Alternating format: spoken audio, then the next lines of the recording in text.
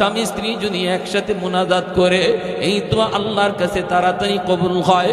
পুরুষের আগে মহিলাদের দোয়া আল্লাহর কাছে বেশি কবুল হয়, কারণ মহিলাদের আমল কম, অর্ধেক পথ তারা আল্লাহর ওলি হওয়ার লাইনে আগায় থাকে।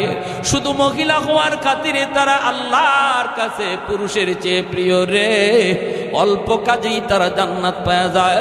এজন্য নবী বলেন মহিলাদের কাছ থেকে বেশি বেশি দোয়া নিও, মহিলাদের দোয়া পুরুষের আগে কবুল হয়। স্বামী স্ত্রী যদি একসাথে মুনাজাত করো, স্বামীর মুনাজাতের আগে স্ত্রীর হাতের দোয়া কবুল হয়ে যায়। অত্র এলাকার মা, স্বামী বিপদে আছে, সন্তান বিপদে আছে, ভাইটা বিপদে আছে রে, স্বামীর ইনকাম বন্ধ হয়ে গেছে। মা গো, তুমি আল্লাহর কাছে বেশি কান্দো।